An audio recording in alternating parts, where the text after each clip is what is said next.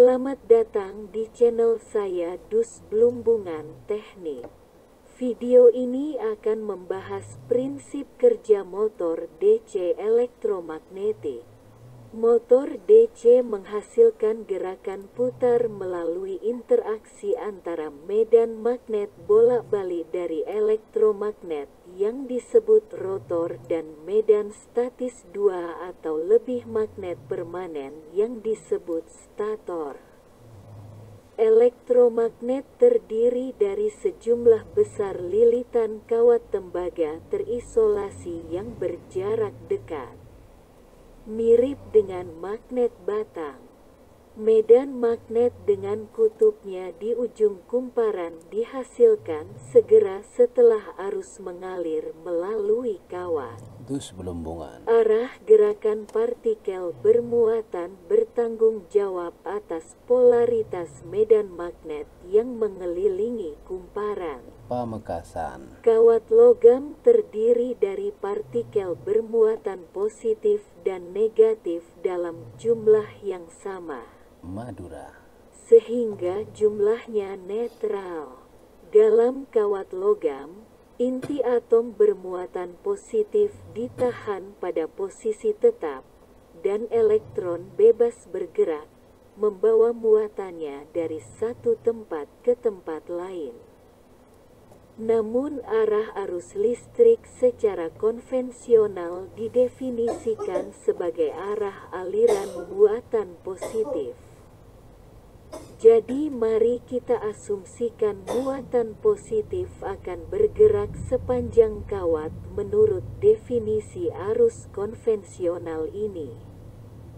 Jika terminal positif dari sumber tegangan berada di sebelah kanan koil, muatan positif memasuki kawat di ujung itu, sementara muatan tersebut meninggalkan susunan di terminal negatif di sebelah kiri. Saat bergerak di sepanjang kawat lilitan, muatan mengalir berlawanan arah jarum jam ketika melihat ke sisi kiri koil. Menurut definisi, ini adalah lokasi kutub utara magnet. Saat melihat ujung kumparan yang berlawanan, arus mengalir searah jarum jam. Dengan demikian, disinilah kutub selatan magnet berada. Anda dapat menggunakan tangan kanan Anda untuk mencari tahu di mana utara magnet dari elektromagnet terbentuk. Jika Anda melingkarkan tangan kanan Anda di sekitar kawat solenoida dengan jari-jari Anda ke arah arus konvensional, ibu jari Anda menunjuk ke arah kutub utara magnet. Segera setelah arus yang mengalir melalui elektromagnet dimatikan, medan magnet menghilang. Saat menukar polaritas sumber tegangan, terminal positif sekarang terletak di sebelah kiri. Aliran muatan positif berubah arah. Sekarang, kutub utara magnet berada di sisi kanan solenoida. Arus berputar berlawanan arah jarum jam di ujung itu. Aliran muatan searah jarum jam di ujung kiri solenoida. Itulah sebabnya kutub selatan magnet ditempatkan di sana. Saat memegang solenoid dengan tangan kanan Anda dari atas layar, jari-jari Anda menunjuk ke arah arus positif dan ibu jari Anda sekali lagi menunjuk ke arah kutub utara. Jika magnet permanen diletakkan di sebelah kiri layar dengan kutub selatan menghadap ke kanan, magnet permanen menghadap kutub selatan elektromagnet. Ada gaya tolak-menolak yang bekerja antara kedua benda. Gaya tersebut berubah menjadi gaya tarik-menarik antara kedua magnet ketika polaritas elektromagnet ditukar. Mari kita lihat susunan yang sama dengan polaritas yang sama. Tetapi sekarang perhatikan pergerakan elektron dalam kawat. Sumber terminal positif masih di sebelah kanan solenoida. Elektron bermuatan negatif keluar dari kawat di ujung itu. Sementara mereka memasuki solenoida di terminal negatif. Sekarang, Anda harus melingkarkan tangan kiri Anda di sekitar solenoida dengan jari-jari menunjuk ke arah pergerakan elektron untuk menemukan kutub utara magnet. Sekali lagi kutub itu berada di ujung kiri solenoida, sehingga ada gaya tarik-menarik antara permanen dan elektromagnet. Seperti yang disebutkan sebelumnya, polaritas sumber tegangan tidak berubah. Sekarang memang ditukar, terminal positif ada di sisi kiri elektromagnet, terminal negatif di sebelah kanan. Elektron sekarang bergerak dari kanan ke kiri dalam solenoida dan dengan menggunakan tangan kiri Anda dapat menentukan bahwa tempat kutub utara magnet telah berubah dengan mengubah polaritas itu di sisi kanan sekarang. Menurut ini, kutub selatan magnet berada di ujung kiri. Itulah sebabnya ada gaya tolak-menolak antara kedua benda. Aliran elektron bermuatan negatif berputar searah jarum jam ketika melihat di ujung tempat kutub utara berada. Mari kita buktikan aturan itu dengan elektromagnet nyata. Dengan terminal positif di sisi kiri solenoida, magnet permanen ditolak dari elektromagnet. Sementara kedua objek saling tarik-menarik saat menukar polaritas. Kumparan motor DC biasanya dililitkan pada inti besi. Besi memusatkan medan magnet di ujung elektromagnet. Itu berarti gaya yang bekerja antara elektromagnet dan magnet permanen dinaikkan oleh inti besi. Namun tidak perlu inti besi untuk membuat motor DC bekerja seperti yang akan kita lihat nanti di video ini. Selain polaritas sumber tegangan, tempat kutub utara magnet tergantung pada arah W. Penemuan: saat bergerak di sepanjang kawat mulai dari ujung kanan, belitan bergerak searah jarum jam ketika melihat ke sisi kanan koil. Saat melihat sisi solenoida, kawat berjalan dari bawah ke atas. Mari kita ubah arah belitan itu saat mengikuti kabel lagi dari kanan ke kiri.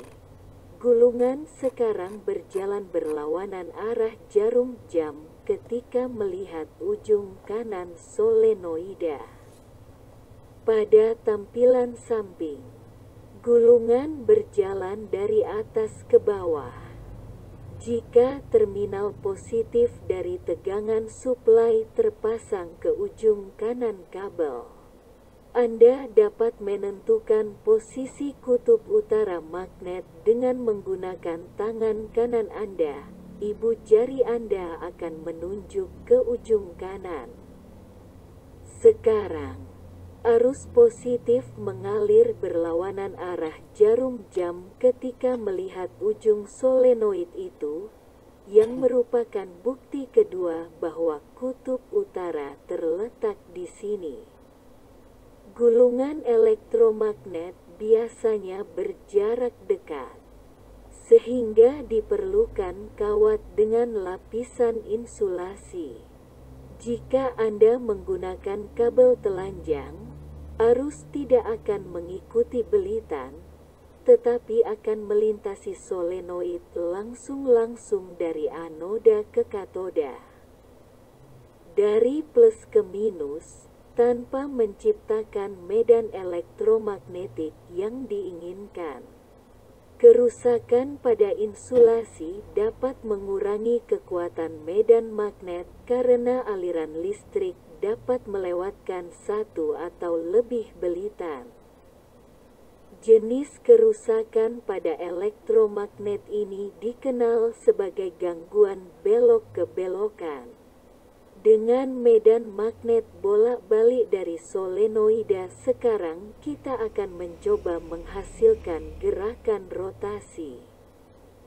Harus ada celah untuk sumbu poros di tengah solenoida. Jika arus mengalir melalui kawat, kedua bagian solenoida dapat diperlakukan sebagai elektromagnet tunggal. Magnetisme masing-masing setengah akan searah dengan belitan.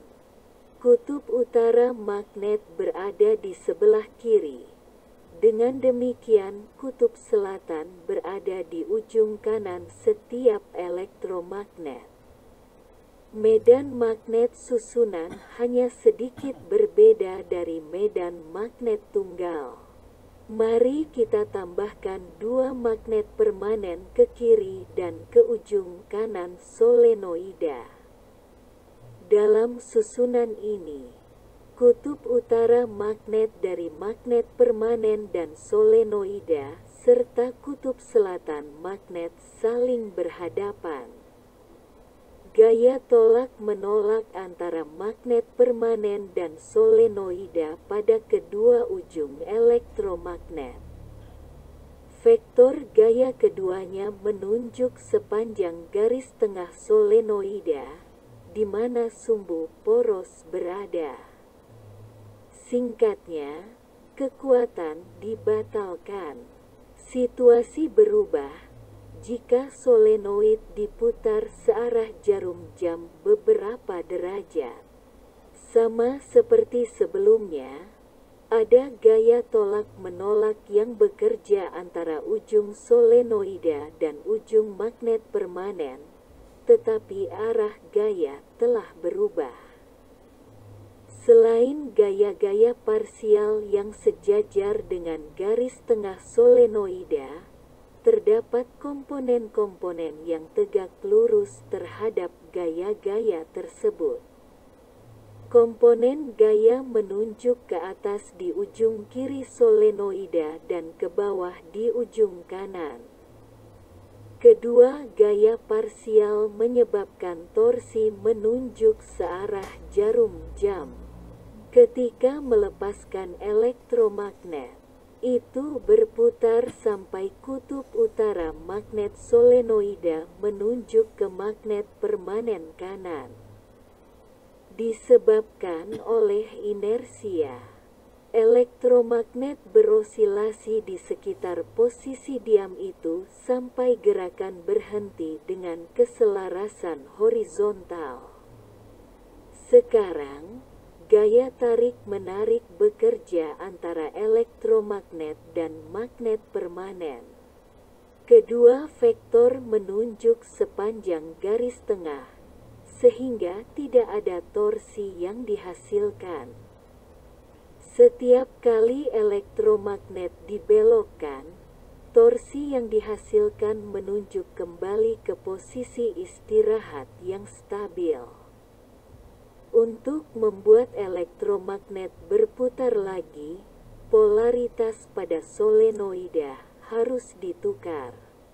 Jika elektromagnet diputar searah jarum jam untuk beberapa derajat dengan tangan, itu akan berputar searah jarum jam untuk 180 derajat lagi jika dilepaskan. Jika polaritas ditukar lagi pada titik tertinggi overshooting, kita mendapatkan rotasi kontinu. Dengan sakelar listrik putar, polaritasnya ditukar secara otomatis dengan apa yang kami dapatkan waktu yang tepat untuk rotasi terus-menerus. Pada posisi elektromagnet ini, tidak ada ujung kabel yang terhubung ke catu daya. Ketika kumparan diputar beberapa derajat, kedua ujungnya membuat kontak, masing-masing dengan terminal tegangan suplai yang berbeda.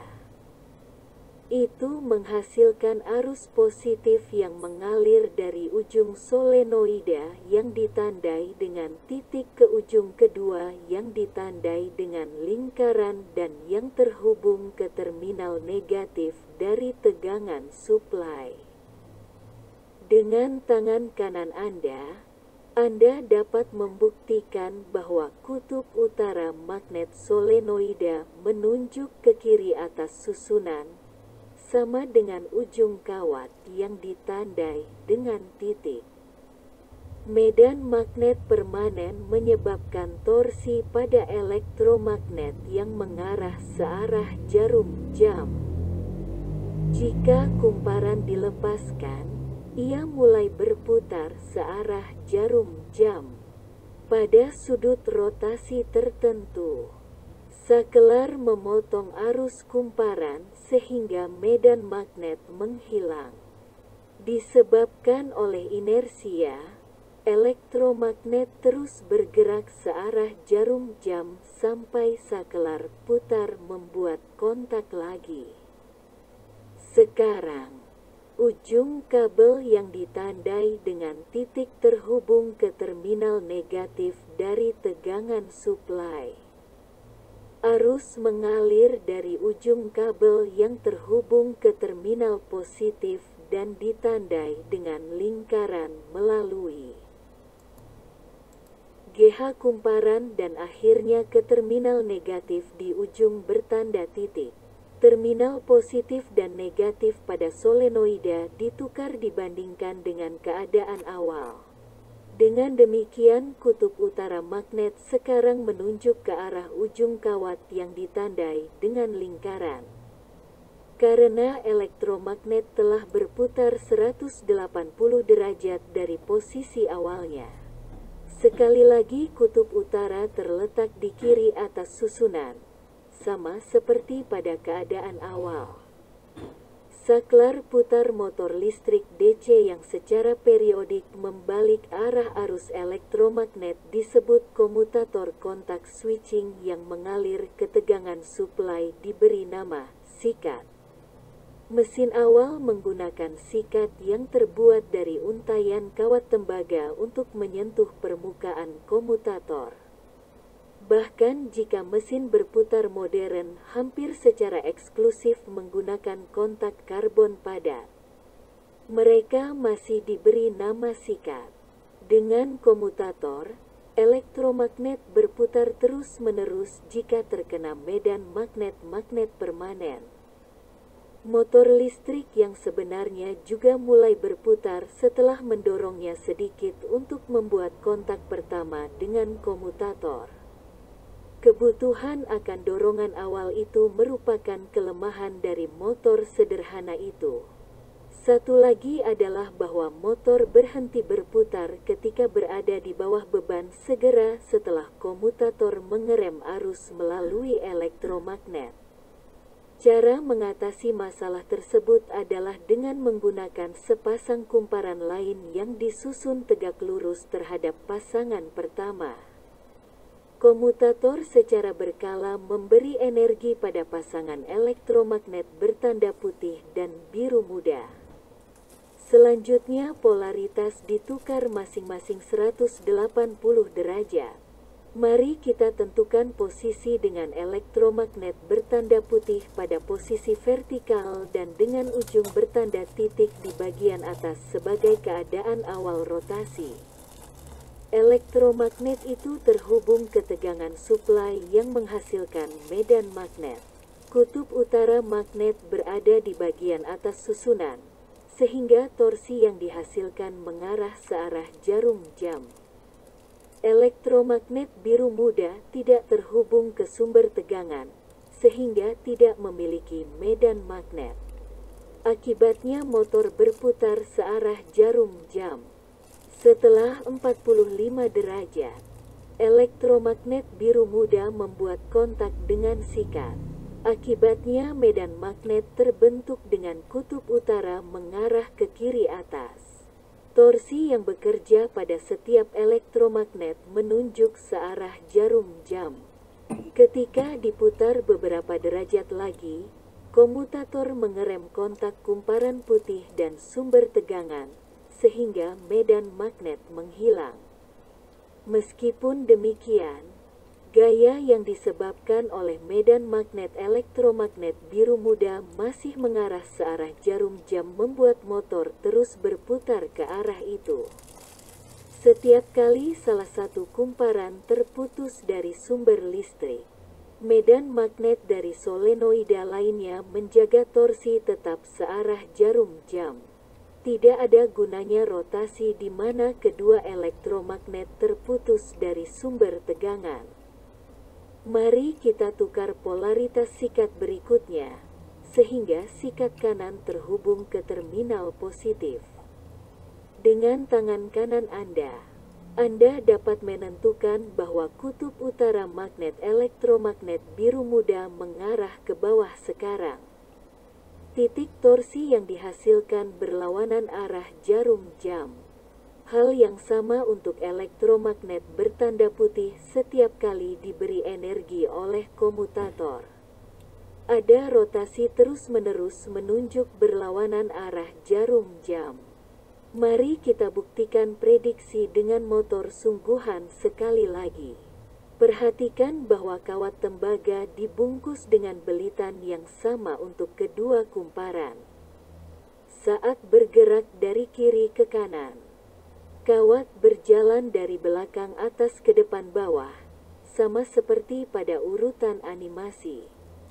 Itu juga berlaku untuk kabel biru yang membentuk kumparan kedua. Seperti yang diperkirakan, motor berputar searah jarum jam dengan terminal positif di sikat kiri komutator. Bahkan ketika berhenti di bawah beban motor terus berputar segera setelah dilepaskan. Apa yang terjadi jika salah satu elektromagnet dililitkan ke arah yang salah? Pada animasi sebelumnya, kabel mengalir dari bawah ke atas di sisi depan gulungan biru muda saat bergerak dari kiri ke kanan di sepanjang kabel. Mari kita ubah arah itu sehingga belitan berjalan dari atas ke bawah pada tampilan depan. Sama seperti sebelumnya, kutub utara elektromagnet putih mengarah ke atas, menyebabkan gerakan motor searah jarum jam. Segera setelah elektromagnet biru muda diberi energi, gerakan rotasi melambat. Dengan tangan kanan Anda dapat menentukan bahwa kutub utara solenoida itu mengarah ke bawah, menyebabkan rotasi berlawanan arah jarum jam. Motor berosilasi bukannya menghasilkan gerakan rotasi. Bahkan 3 elektromagnet cukup untuk membuat motor listrik berputar terus-menerus. Pada komutator, setiap ujung setiap kumparan dihubungkan ke salah satu ujung kumparan terdekat. Komutator beralih dari satu elektromagnet ke elektromagnet berikutnya masing-masing 60 derajat. Untuk interval pendek, 2 kumparan diberi energi secara bersamaan. Sekali lagi Anda dapat menentukan posisi kutub utara magnet dengan tangan kanan Anda. Seperti yang Anda lihat, torsi yang dihasilkan pada kedua elektromagnet menunjuk searah jarum jam.